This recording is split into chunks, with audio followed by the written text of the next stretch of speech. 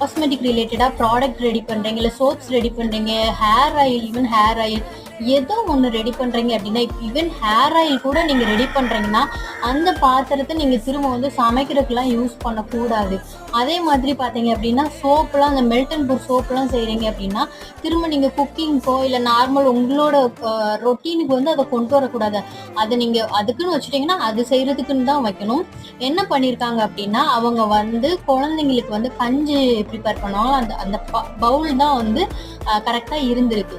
So அந்த பவுலில் தான் அவங்க சோப்புமே ரெடி பண்ணியிருக்காங்க. அதுலேயே தான் வந்து அவங்க குழந்தைங்களுக்குமே வந்து ரெடி பண்ணி கொடுத்துருக்காங்க, சோப்பும் ரெடி பண்ணியிருக்காங்க. ஸோ வந்து அது வந்து இன்டேக்காக உள்ள குழந்தைங்களா இருக்கவும் இன்டேக்காக போகும்போது அவங்களுக்கு வந்து லூஸ் மோஷன், அதுக்கப்புறம் வந்து அதான் லூஸ் மோஷன் ஆனாலே வீக் ஆயிடுவாங்களா, அந்த மாதிரி ஆயிட்டாங்க. ஸோ அதுக்கு இப்போ கம்ப்ளீட்லி நான் சொன்னேன் அவங்ககிட்ட இந்த மாதிரி பண்ணக்கூடாது. நான் அவங்க